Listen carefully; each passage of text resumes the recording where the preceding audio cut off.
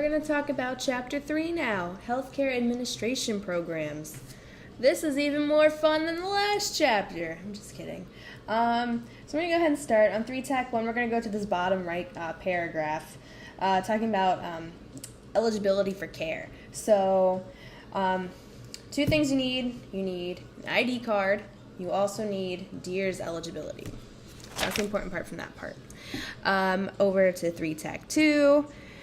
Talks about DEERS and how it is a computer-based enrollment and eligibility verification system. DEERS stands for Defense Enrollment Eligibility Reporting System. So they'll probably ask you about that on the test. What does DEERS stand for? What is DEERS? It's questions like that. Family member enrollment. This is important because a lot of people don't know how to enroll their families, and it's really quite simple. So what you need to do is fill out the privilege card application, which is the DD1172, which is your identification card. And when you fill that out, you get enrolled into DEERS. And if there's any kind of a problem with the family members getting enrolled in there, you have to go back to PSD, the sponsor's PSD, Personnel Support Detachment, for those of you who don't know, and they'll be able to fix it from there. It's all computer system thing, yeah. All right, and anytime someone checks in for an appointment or anything, the front desk people are supposed to do an electronic DEERS check in CHCS. Let's see. Like I said, make sure you know these instructions that are all highlighted as well. So eligibility. So if somebody without an ID card comes to a medical appointment, but they do have their DEERS updated and they're in the database, they need to sign a statement that they are eligible and give a reason why a valid ID card is not in their possession at this time. And they have 30 days to present a valid ID card. Otherwise, they will be billed as a civilian. Yeah, and we don't want that because medical care is expensive. And if somebody does not have an ID card and is also not enrolled in DEERS, non-emergency care will be denied. So we will take care of you if you are dying, but other than that, you're out of luck because you're not in our system. Let's see. Reasons for ineligibility. So this whole list right here, sponsor not enrolled in DEERS, family member not enrolled in DEERS, you're past the eligibility date, which is like a children who ages out at 18 years. The sponsor is separated. The spouse is divorced from the sponsor. Family member child got married.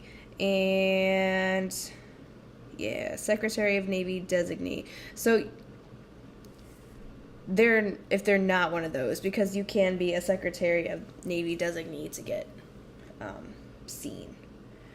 And obviously, under no circumstances will the front desk people tell you you cannot be seen. There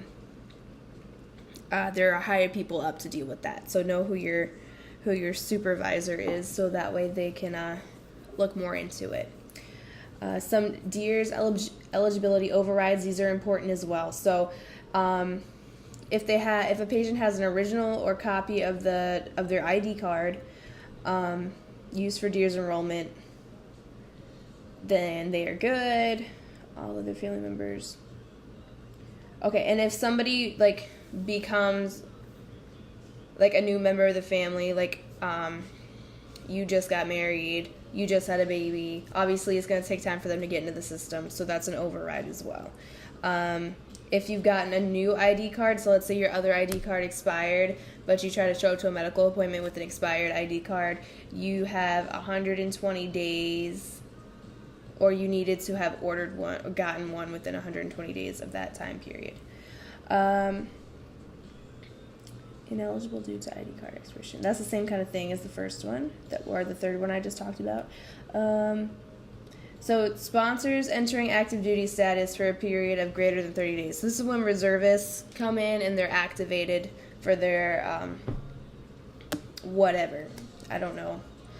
They'll get activated and can be on active duty for however long their orders say. Newborns, this one's important. Newborns have a period of 60 days where they will be able to be seen, but on the 61st day, they will the newborn will shift to TRICARE Standard and no longer be in TRICARE Prime. And you need to make sure your kid is on your page 2 and enrolled in DEERS. And newborns of dependent daughters, this is interesting. They may be approved for Secretary of the Navy designee, or they are not eligible for care. Or they have to be approved for Secretary of Navy designee. My apologies. Or they're not eligible for care. Emergency care. Obviously, if you're dying, we're going to take care of you. Let's see. Then these other two. Family members whose sponsors are assigned outside the 50 United States. So they will be able to be seen because obviously they're in a foreign country and going to medical and you don't speak that language and that's craziness. So, and then survivors. So that's for people who the sponsor was deceased but they still have their family. So the family is still covered for a certain period of time. Let's see. And then DEERS eligibility exceptions. Secretary of the Navy designees. So they will get a letter of designation saying what they can and cannot have. So if it says that they can have medical care on there, then they can have medical care. And then foreign military personnel. So anybody in NATO, pretty much, we will see. Okay. Next page, 3-4. TRICARE. Everyone knows what TRICARE is. That is our benefits, medical, good stuff. Champus.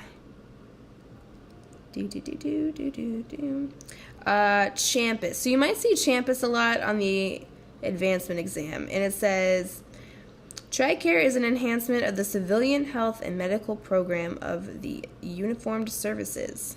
What I just said is Champus. So it's an enhanced version of the civilian thing. So, TRICARE is. I feel like I'm bouncing around a lot in this video.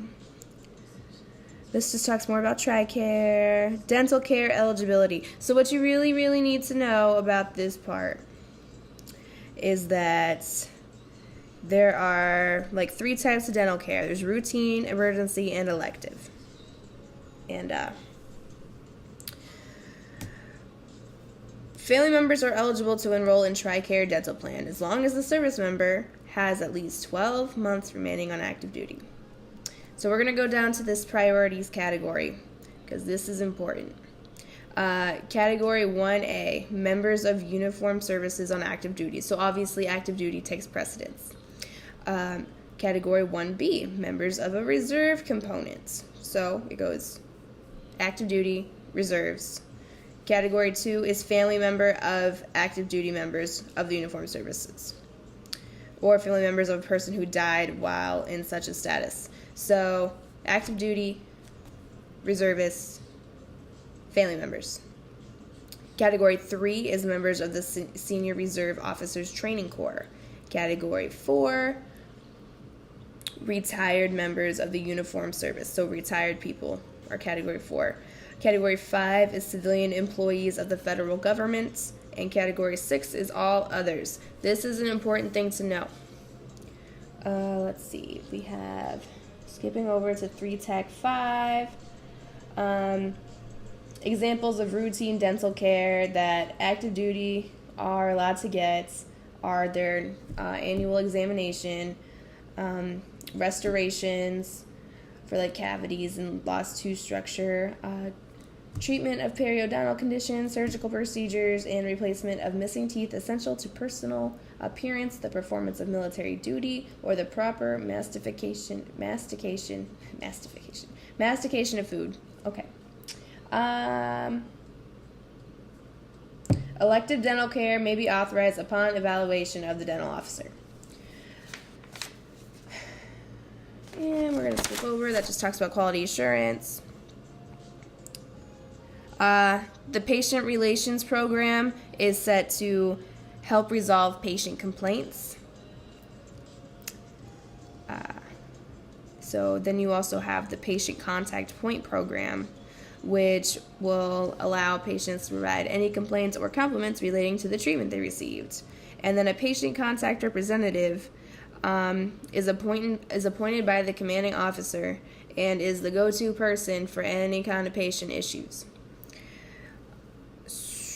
And then right next to the picture, so their picture has to be up in the front lobby where everybody can see. And right next to their picture, you need to have the Bill of Rights, the patient's Bill of Rights and Responsibilities right there, which is found on this page if you would like to take a look at it. But we're going to skip over that right now. Let's see. Medical treatment records. So they are to be handled in accordance with the Manual of the Medical Departments, ManMed, Chapter 16. We're going to skip down on 3 Tech 8.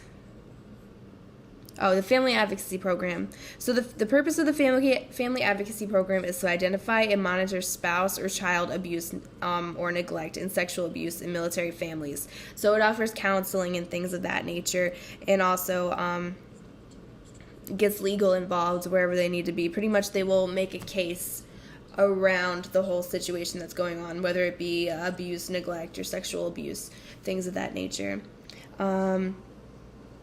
If you suspect that your patient is being abused, make sure you tell your provider. That's pretty much what this next sentence says on the top of the page. And it will go from there. They will notify whoever they need to notify, and people will be taken care of. That does not fall all on you. Let's see. Next, we're going to talk about drug and alcohol abuse prevention. So, Navy's drug policy is 0 tolerance. We have the Drug and Alcohol Program Advisor, who is the DAPA. He's going to be the primary advisor for all alcohol and drug matters.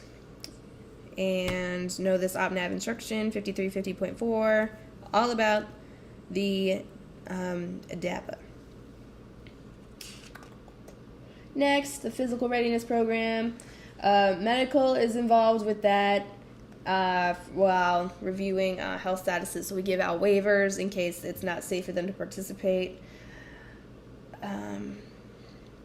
We also help with lifestyle, fitness, and obesity research according to this. And the other things bulleted in this part. The next thing we're going to talk about is the different types of consents. So consent in the medical setting refers to a patient's expressed or implied agreement to submit to an examination or treatment.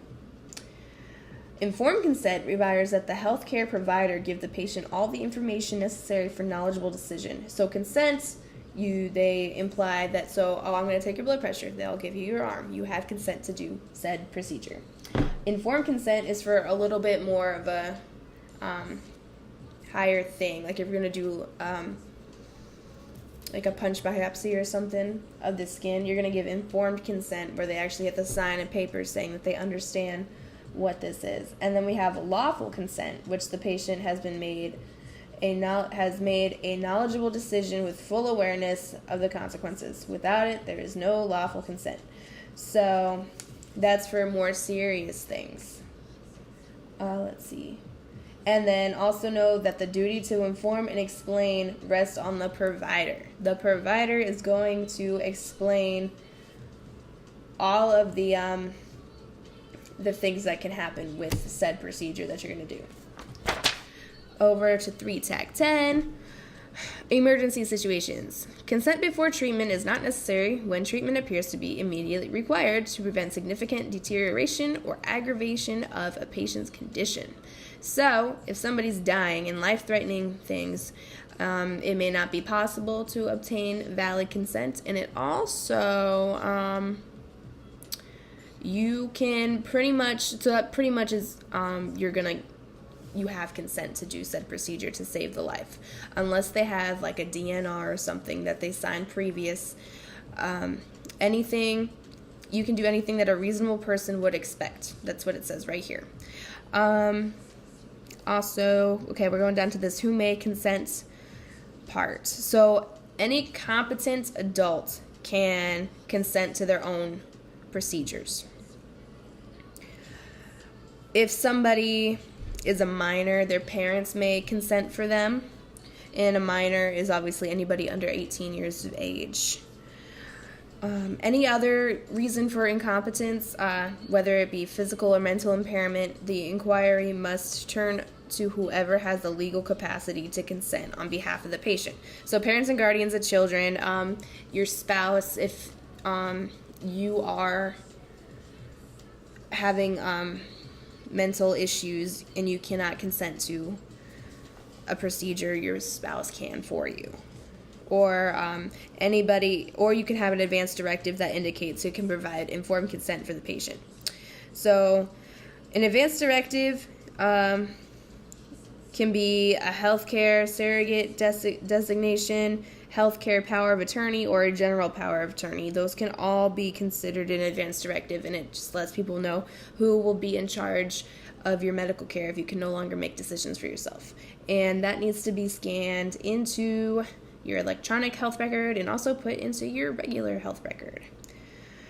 All right, we are going to skip down to witness to consent. The most important part of this is it cannot be somebody, you want it to be somebody who works in the military treatment facility, but they cannot be a part of the actual procedure. So if you are being a standby for your provider, you cannot sign the thing because you're part of the procedure. So you have to find somebody else in the clinic to sign this. It is not advisable for a relative of the patient to act as a witness because they may not know what's going on. And duration of consent. Consent is valid as long as there has been no material change in the circumstances between the date that consent was given and the date of the procedure. So the main thing, consent's going to be good unless there has been a long period of time, and that's usually command policy on what time period that's going to be. Incident reports. So we're going to talk about quality care review. So an incident would be if something like a patient is helped out of bed by a family despite directions to the contrary by staff members and the patient falls. So if we tell you don't let them move and then the family tries to help them to the bathroom or something and then they fall down, that is considered an incident. They got other examples right here as well. So a quality care review report is designed to promptly document all circumstances surrounding an event, to alert the commanding officer, command risk manager, and other involved administrators and clinicians. So because this could become a legal case, they need to have everything documented of what happened in the thing, and that's where the quality care review comes into play. Let's see where we're going to go next. You do not put the report in the patient's treatment record, and a person cannot obtain a copy of an incident report to help in the legal action against the hospital. So whoever the incident's about, they cannot ask for a copy of this report because they can't. Let's see. We're going to talk about the Privacy Act and Freedom of Information Act. So Freedom of Information Act is for like government documents. You have to fill out a requester for it, and you have 20 working days to respond to the requester. Whereas, and when that was made, they decided to make the Privacy Act, to which you cannot use the Freedom of Information Act on medical records and personnel records and things of that nature. Individuals' personal rights, privacy. And then look down this bullet point list. Anything bulleted is important. The Privacy Act requires federal agencies to It's a lot of things. Permit individuals to know. Yeah. Okay. And we're going to talk about good old HIPAA. Know what HIPAA stands for. The Health Information Portability and Accountability Act, which was enacted into law in 1996. That whole top sentence is going to be 2 whole questions on your test because it's always on there. Everyone knows what HIPAA is. We've all done the training. So yeah, you can read through that if you're not 100% sure what that is. Skipping over to 3 Tech 13, we're going to talk about the HIPAA security rule. The HIPAA security rule is designed to provide protection for individually identifiable health information that is maintained, transmitted, or received in electronic form. And there needs to be administrative safeguards, physical safeguards, and technical safeguards. So administrative safeguards, so you need your CAT card to log into Alta. Technical safeguards, you need a CAT card to get into the computer in general. And physical safeguards, the actual records are behind a locked thing. People cannot get to them. So things like that. We're going to skip over 3 Tech 14. Records of patients may be made available. Okay, delivery of patients under warrant of arrest. So this goes into some nitty-gritty about how patients who are under arrest need medical care and how this all goes. But what it all comes down to is that they will get taken care of, and then they will be what's the word I'm looking for? Released to custody of the law enforcement. So yeah, that's pretty much what happens with these. What we need to look at is prisoner patients, though, because people get confused about this. Prisoner patients fall into 3 categories of eligible beneficiaries. Enemy prisoners of war and other detained personnel, non-military, federal prisoners, and military prisoners. So, enemy prisoners of war are entitled to all necessary care. Non-military federal prisoners are authorized only to emergency care, and military prisoners can obviously be seen as well. Active duty members are generally separated. They'll normally be separated from the service, but if they're like in the brig or something, they can definitely be seen. Next, we're going to talk about sexual assault and rape. Obviously, this is a big issue. So what happens if somebody comes in saying that they have been sexually assaulted? You need to contact a victim advocate, and they will contact NCIS to get a sexual assault investigation kit, which has all these things in it that they need for evidence. I'm